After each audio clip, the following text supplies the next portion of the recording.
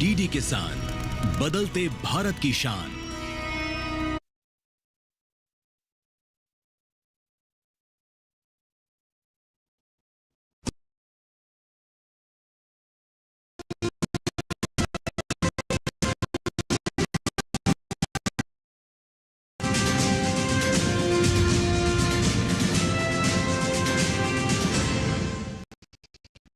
किसान समाचार में आप दर्शकों का स्वागत है। मैं हूं सैमा खान। सबसे पहले नजर हेडलाइन।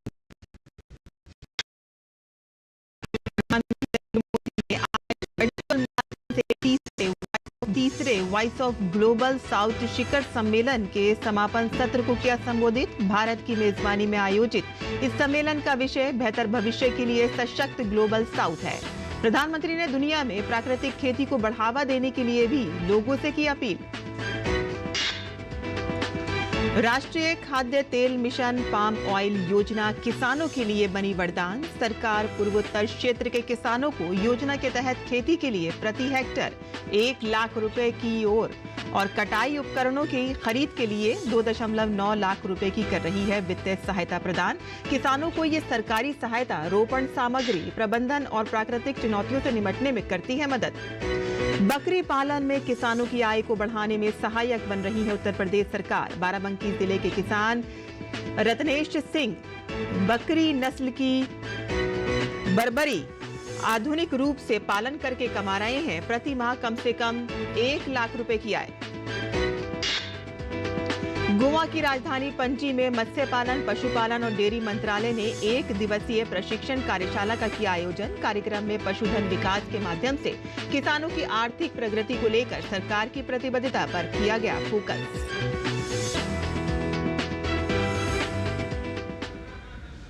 और अब समाचार विस्तार से। प्रधानमंत्री नरेंद्र मोदी ने आज वर्चुअल माध्यम से तीसरे वॉइस ऑफ ग्लोबल साउथ शिखर सम्मेलन के समापन सत्र को संबोधित किया। भारत की मेजबानी में आयोजित इस सम्मेलन का विषय बेहतर भविष्य के लिए सशक्त ग्लोबल साउथ है। प्रधानमंत्री ने दुनिया में प्राकृतिक खेती को बढ़ावा देने के लिए भी लोगों से अपील की। कृषि क्षेत्र में नेचुरल फार्मिंग के अपने अनुभव और टेक्नोलॉजी साझा करने में हमें खुशी होगी। फ्रेंड, आपने तनावों और संघर्षों से जुड़ी चिंताओं को भी प्रकट किया है। यह हम सभी के लिए गंभीर विषय है। इन चिंताओं का समाधान जस्ट और इंक्लूसिव ग्लोबल गवर्नेंस पर निर्भर करता है। देश और दुनिया में पाम ऑयल की मांग 12 महीने बनी रहती है और ऐसे में किसान पाम ऑयल की खेती करके बेहतर मुनाफा कमा सकते हैं। पूर्वोत्तर क्षेत्र के किसानों को राष्ट्रीय खाद्य तेल मिशन ऑयल पाम के तहत इसकी खेती के लिए प्रति हेक्टर 1 लाख की और कटाई उपकरणों की खरीद के लिए 2.9 लाख की वित्तीय सहायता प्रदान की जाती है। सरकार के इस प्रयास से किसान न केवल खुशहाल हो रहे हैं बल्कि उनकी आमदनी में भी बढ़ोतरी हो रही है। पाम ऑयल एक खाद्य वनस्पति ऑयल है जो पाम अर्थात ताड़ के फल के मेसोकार्प लाल रंग के गूदा से प्राप्त होते हैं। इसका उपयोग खाना पकाने के ऑयल के रूप में और सौंदर्य प्रसाधन, फूड प्रोसेसिंग जैसे केक, चॉकलेट, स्प्रेड, साबुन, शैम्पू तथा सफाई उत्पादों से लेकर जैव ईंधन तक प्रत्येक वस्तु में किया जाता है। इतना ही नहीं बल्कि बायोडीजल बनाने में कच्चे पाम ऑयल के उपयोग को ग्रीन डीजल ब्रांड के रूप में उपयोग किया जा रहा है। देश में ऑयल पाम का उत्पादन बढ़ाने के लिए सरकार ने national mission on edible oil palm योजना शुरू की है। योजना के अंतर्गत छत्तीसगढ़ के उत्तर बस्तर कांकेर में 12 अगस्त तक मेगा वृक्षारोपण अभियान चलाया जाएगा। इसके लिए जिले को 200 हेक्टेयर का लक्ष्य प्राप्त हुआ है और प्रति हेक्टेयर 143 पौधों का रोपण किया जाना है। राज्य कृषि विभाग ने बताया कि प्लांटेशन ड्राइव का शुभारंभ स्थानीय प्रतिनिधियों द्वारा किया जाएगा एवं ऑयल पाम की पैदावार लेने जिले के कृषकों को प्रशिक्षण दिया जाएगा। साथ ही इसके लिए उन्हें अनुदान भी दिया जाएगा। ऑयल पाम की खेती से किसानों को प्रति हेक्टेयर लगभग 2,65,000 रुपए सालाना की आमदनी प्राप्त होगी, जो आगामी 25 से 30 सालों तक जारी रहेगी। योजना में किसानों को दिए जाने वाले अनुदान की राशि संबंधित के बैंक खाते में PFMS पोर्टल के माध्यम से प्रदान की जाएगी। इसके अलावा 2 हेक्टेयर अथवा उससे अधिक रोपित करने वाले अनुसूचित जनजाति, अनुसूचित जाति, लघु, सीमांत, महिला हितग्राहियों को आवश्यकता अनुसार अधिकतम 15 HP तक का डीजल इलेक्ट्रिक पंप पर 22,500 रुपए प्रति पंप का अनुदान दिए जाने का भी प्रावधान है। इसी प्रकार प्रति हेक्टेयर पौध परिवहन हेतु 2,860 रुपए एवं पौध संरक्षण हेतु प्रति हेक्टेयर 2,500 रुपए का अनुदान तथा ऑयल पाम प्रक्षेत्र पर कंपोस्ट तैयार करने हेतु प्रति टंकी निर्माण की लागत का 50% और 15,000 रुपए प्रति वर्मी कंपोस्ट यूनिट अनुदान दिया जाएगा। पाम तेल उत्पादन में इंडोनेशिया दुनिया में नंबर 1 पर है। दूसरे नंबर पर मलेशिया है। कुछ अफ्रीकी देशों में भी इसका उत्पादन होता है। खाने वाले तेलों के मामले में भारत की आयात का 2/3 हिस्सा केवल पाम ऑयल का है। सालाना करीब 90 लाख टन पाम ऑयल का आयात करता है। भारत में इंडोनेशिया और मलेशिया दोनों ही देशों से पाम ऑयल का आयात किया जाता है। भारत अपने कुल आयात का 70% पाम ऑयल इंडोनेशिया से खरीदता है, वहीं 30% मलेशिया से खरीदता है। कुछ महीनों पहले भारत ने राजनीतिक कारणों से मलेशिया से पाम तेल खरीदना बंद कर दिया था, लेकिन अब फिर से इसका आयात हो रहा है। हालांकि भारतीय कारोबारियों ने मलेशिया से पाम ऑयल का आयात पहले के मुकाबले कम कर दिया है। ब्यूरो रिपोर्ट के साथ संगीता अग्रवाल की रिपोर्ट, डीडी न्यूज। वहीं उत्तर प्रदेश सरकार की बकरी पालन किसानों की मदद के लिए बड़ी पहल। योजना का लाभ उठाकर किसान हो रहे हैं लाभान्वित। आइए देखते हैं हमारी ये खास रिपोर्ट। बकरी पालन से किसान न केवल अपनी आमदनी में बढ़ोतरी कर सकते हैं, बल्कि उत्तर प्रदेश सरकार बकरी पालन के लिए किसानों की सहायता भी कर रही है। इस कड़ी में उत्तर प्रदेश के बाराबंकी जिले के त्रिवेदीगंज के विकासखंड के मोहम्मदपुर गांव के किसान रत्नेश सिंह ने लगभग 300 वर्ग मीटर क्षेत्रफल में बर्बरी नस्ल की बकरी का आधुनिक रूप से पालन किया है। इससे उन्हें प्रतिमाह कम से कम 1 लाख रुपए की आय हो रही है। उनका यह प्रयास न केवल राज्य के किसानों बल्कि देश में बकरी पालन से जुड़े किसानों के लिए भी प्रेरणा बन रहा है। किसानों की आय बढ़ाने के लिए चल रहे सरकारी प्रयासों के क्रम में किसान उत्पादक संघों के गठन पर कृषि निदेशक डॉक्टर AP श्रीवास्तव ने बल दिया। कृषि निदेशक ने शनिवार को जिले में किसानों के लिए संचालित योजनाओं की समीक्षा की। उन्होंने खेती को आमदनी परक बनाने के लिए आधुनिक तकनीकी का उपयोग करने की सलाह किसानों को दी। खेती के साथ बकरी व मत्स्य पालन जैसे सहायक धंधे अपनाने व किसान उत्पादक संघों के गठन करने पर बल दिया। उन्होंने कहा कि एक तरह की खेती व खेती से जुड़े पशुपालन एवं मत्स्य पालन जैसा काम करने वाले किसानों के उत्पादक संघ बनेंगे तो उनकी आमदनी बढ़ने की संभावनाएं भी बढ़ जाएंगी। कृषि निदेशक ने मोहम्मदपुर गांव में फार्म मशीनरी बैंक भी देखा। उन्होंने बर्बरी प्रजाति की बकरियां पालने वाले रत्नेश सिंह के कार्य को सराहा।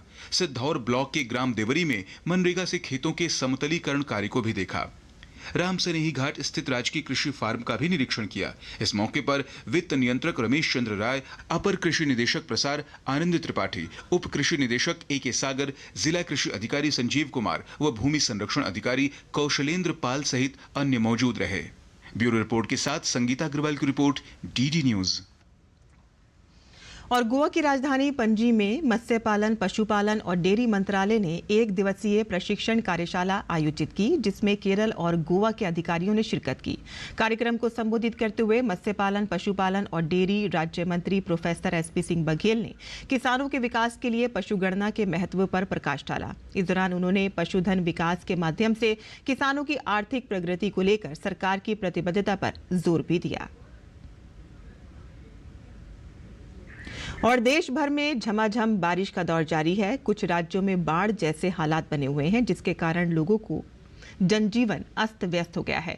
मौसम विभाग ने कई राज्यों में बारिश का अलर्ट जारी किया है। इस दौरान कहीं कहीं तेज बारिश तो कहीं मध्यम बारिश का अपडेट जारी किया गया है। मौसम विभाग ने छत्तीसगढ़, गांगेय, पश्चिम बंगाल, नागालैंड, मणिपुर, मिजोरम, त्रिपुरा, तमिलनाडु, केरल, माहे, उड़ीसा, पुडुचेरी और कराईकल में ऑरेंज अलर्ट जारी किया है। 20 अगस्त तक हिमाचल प्रदेश, उत्तराखंड, हरियाणा, चंडीगढ़, दिल्ली में भारी बारिश होने के आसार हैं और इसी के साथ ही 22 अगस्त तक उत्तर प्रदेश, मेघालय, मध्य प्रदेश में अलग अलग स्थानों पर भारी वर्षा होने का अनुमान जताया जा रहा है। तो वहीं आज पश्चिमी राजस्थान और पूर्वी राजस्थान में अधिक वर्षा होने की संभावना है। इस सप्ताह के दौरान महाराष्ट्र, सौराष्ट्र और कच्छ में छुटपुट वर्षा होने की संभावना है। कर्नाटक के हुबली की बात करें तो यहां कल कई जगह तेज बारिश हुई। राजधानी दिल्ली की बात करें तो मौसम विभाग के मुताबिक आज आसमान में बादल छाए रहेंगे। हल्की बारिश हो सकती है, जहां अधिकतम तापमान 35 और न्यूनतम तापमान 26 डिग्री रह सकता है। इसके बाद 18 से 22 अगस्त तक बादल छाए रहने की संभावना है और हल्की बारिश हो सकती है। बिहार में कृषि उत्पाद के लिए गोदाम निर्माण पर किसानों को 10 लाख रुपए तक का अनुदान दिया जाएगा। इस योजना के लिए किसान 1 अगस्त से आवेदन 31 अगस्त तक कर सकते हैं। आइए जानते हैं इस योजना का विस्तार।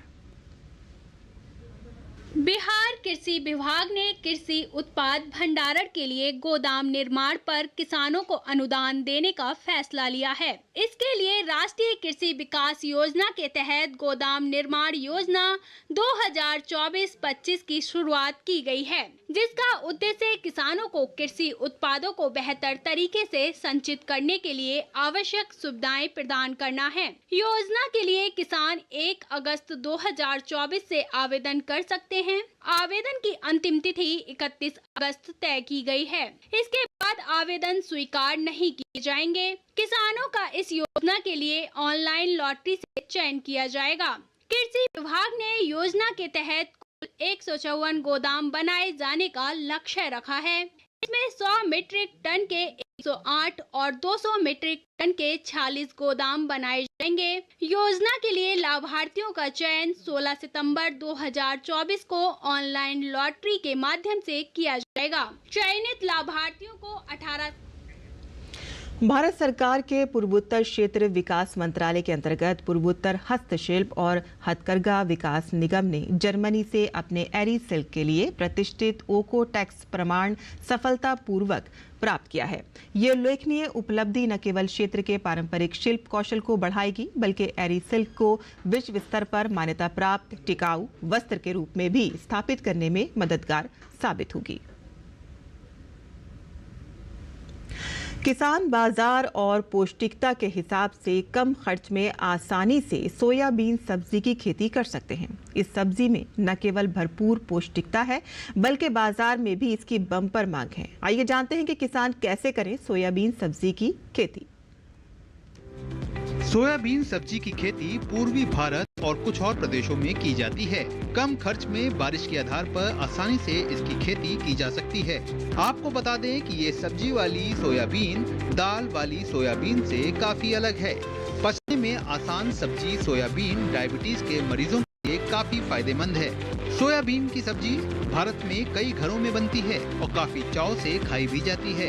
ये दरअसल खरीफ मौसम की एक प्रमुख फसल है और भारत में कई जगहों पर इसकी खेती की जाती है।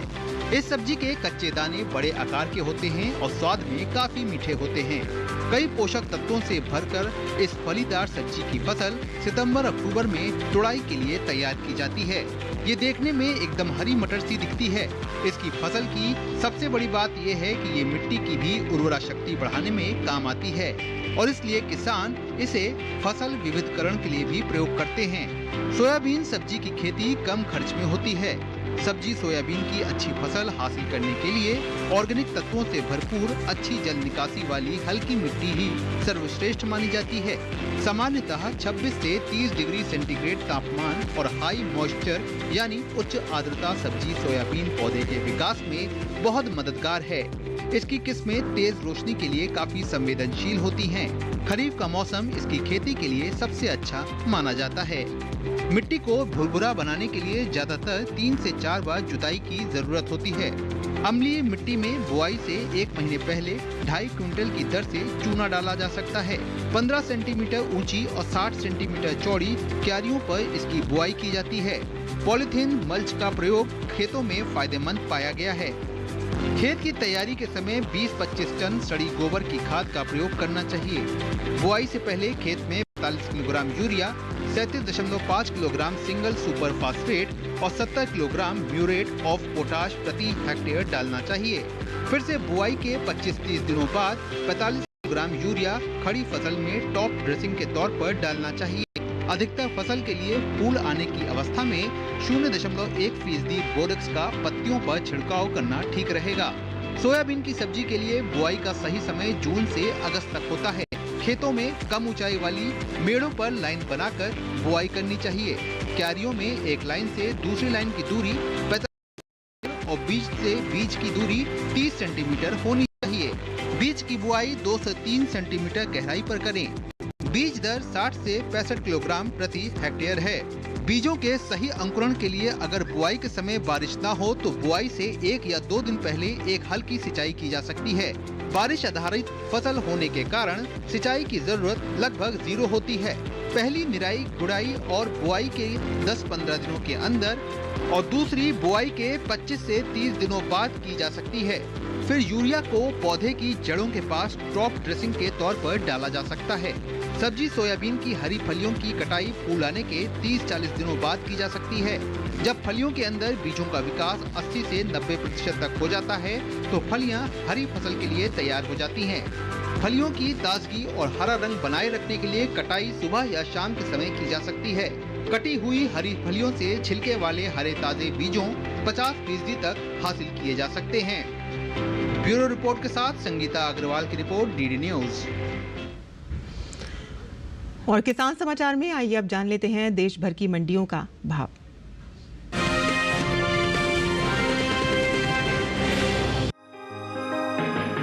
शुक्रवार को मंडियों में प्याज की आवक सामान्य बनी रही। भाव की बात करें तो एग्मार्कनेट के मुताबिक गुजरात की राजकोट मंडी में 14 अगस्त को प्याज का भाव था 3100 रुपए। 16 अगस्त को इसके भाव में 100 रुपए की तेजी आई और भाव जा पहुंचा 3200 रुपए। जबकि पंजाब की गढ़शंकर मंडी में प्याज के सौदे नरमी के साथ हुए। यहां 14 अगस्त को प्याज का भाव रहा 3000 रुपए, जो कि 16 अगस्त को 500 रुपए टूटकर 2500 रुपए हो गया। इसी तरह राजस्थान की गोलूवाला मंडी में 14 अगस्त को प्याज का भाव रहा 3900 रुपए, जो कि 16 अगस्त को 100 रुपए गिरकर 3800 रुपए पर आ गया।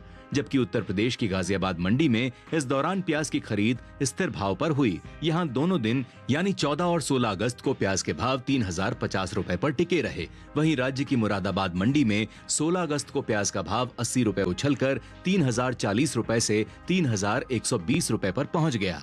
बता दें कि साल 2022-23 के दौरान घरेलू स्तर पर प्याज की उपज में कमी देखने को मिली है। कृषि मंत्रालय की ओर से बागवानी फसलों के लिए जारी पहले अग्रिम अनुमान के मुताबिक देश में प्याज की उपज बीते साल से 68 लाख टन कम हुई है। साल 2022-23 के दौरान प्याज की कुल उपज 31.01 मिलियन टन रही है, जबकि बीते साल की समान अवधि के दौरान प्याज की पैदावार 31.69 मिलियन टन रही थी।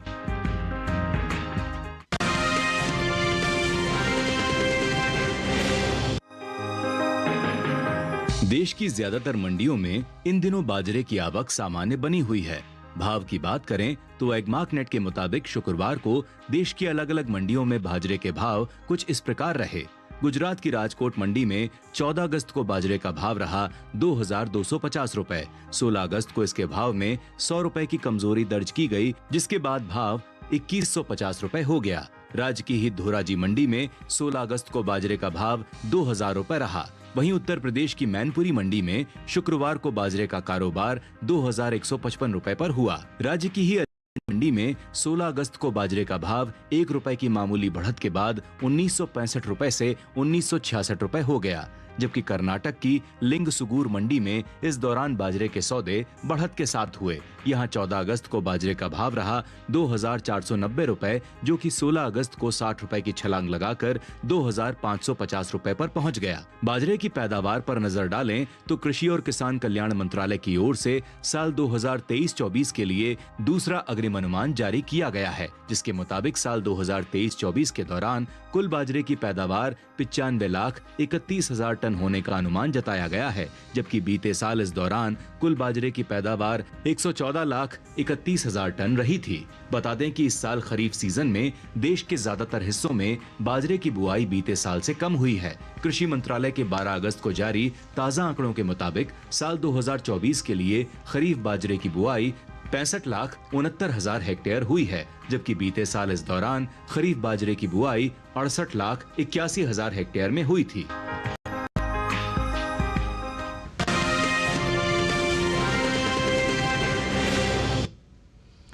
हम मंडी खबर के बाद अब बात करते हैं मौसमी खेती की। किसान इस मौसम में कैसे रखें अपनी खेती का ख्याल, आइए देखते हैं।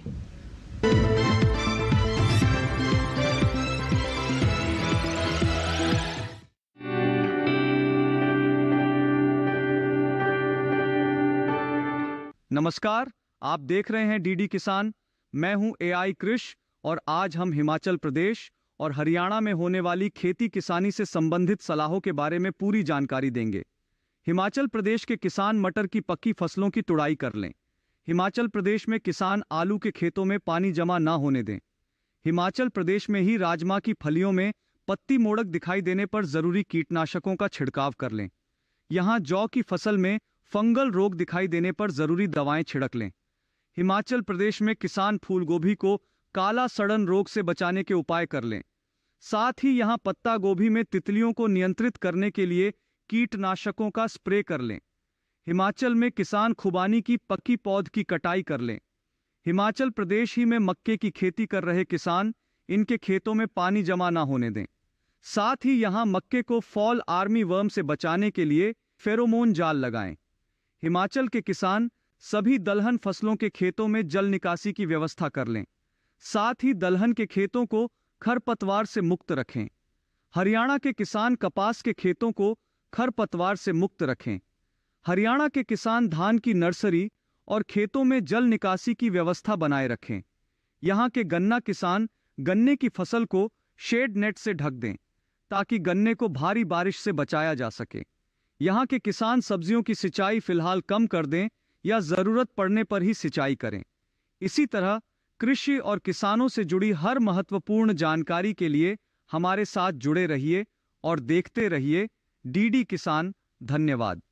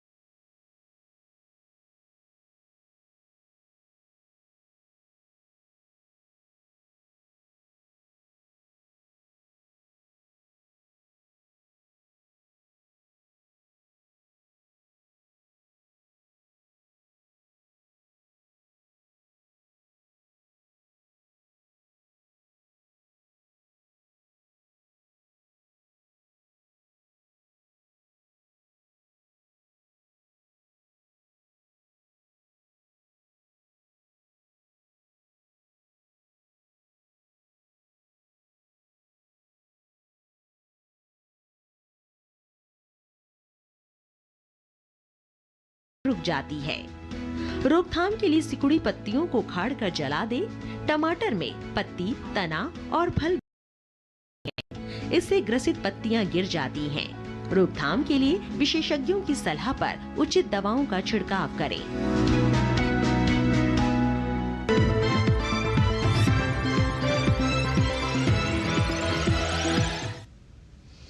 खेती किसान से जुड़ी खबरों के बाद आइए अब नजर डाल लेते हैं कुछ और खबरों पर। खास खबर में प्रधानमंत्री नरेंद्र मोदी और इजराइल के प्रधानमंत्री बेंजामिन नेतन्याहू ने पश्चिम एशिया की मौजूदा स्थिति पर विचार विमर्श किया। पीएम मोदी को नेतन्याहू ने फोन किया था।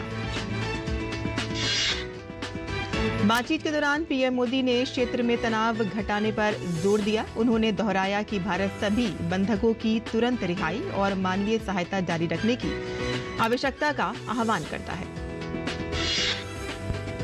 शहरी इलाकों में सार्वजनिक परिवहन सुविधा को बेहतर बनाने के लिए शुक्रवार को हुई केंद्रीय कैबिनेट की बैठक में मोदी सरकार ने 5 अहम फैसले लिए हैं। कैबिनेट के फैसलों को केंद्रीय सूचना एवं प्रसारण मंत्री अश्विनी वैष्णव ने पीपीटी के जरिए मीडिया से साझा किया। कैबिनेट ने बेंगलुरु में मेट्रो रेल नेटवर्क को विस्तार देने के लिए 31 स्टेशनों के साथ 44.6 6-5 किलोमीटर के लिए बेंगलुरु मेट्रो रेल परियोजना के तीसरे चरण के 2 प्रोजेक्ट को मंजूरी दी। चरण 3 परियोजना की कुल लागत 15,611 करोड़ रुपए है, जिसे 2029 तक चालू किया जाएगा। देश के पूर्वी और उत्तर पूर्वी हिस्से में हवाई कनेक्टिविटी को बढ़ावा देने के लिए कैबिनेट ने 2 और नए सिविल इनक्लेव हवाई अड्डों को भी मंजूरी दी है। इसमें पश्चिम बंगाल का बागडोगरा और बिहार का बिहटा शामिल है। कोलकाता में महिला डॉक्टर से रेप और मर्डर मामले को लेकर देश भर में डॉक्टरों का विरोध प्रदर्शन जारी है। IMA के आह्वान पर देश भर में आज सुबह 6 बजे से अगले 24 घंटे के लिए डॉक्टर हड़ताल पर हैं। भाजपा नेता शाइना NC ने कहा है कि कानून और व्यवस्था राज्य का विषय है। पश्चिम बंगाल की मुख्यमंत्री ममता बनर्जी को महिला डॉक्टर से रेप और मर्डर मामले में एक नैतिक जिम्मेदारी लेनी ही पड़ेगी। कानपुर में साबरमती एक्सप्रेस ट्रेन पटरी से उतर गई। यह हादसा भीमसेन खंड में गोविंदपुरी स्टेशन के निकट समय रात्रि 2:30 बजे हुआ। हादसे में जानमाल की क्षति की अभी तक कोई खबर नहीं है। हादसे के कारण कुछ गाड़ियों को रद्द और कुछ का मार्ग परिवर्तित किया गया। भारत ने सीरिया को मानवीय सहायता भेजी है। विदेश मंत्रालय के प्रवक्ता रणधीर जायसवाल ने सोशल मीडिया पर पोस्ट में कहा है कि भारत ने अपनी मानवीय प्रतिबद्धताओं को ध्यान में रखते हुए सीरिया को कैंसर रोधी दवाएं भेजी हैं। किसान समाचार में आज के लिए बस इतना ही। अनुमति दें। नमस्कार।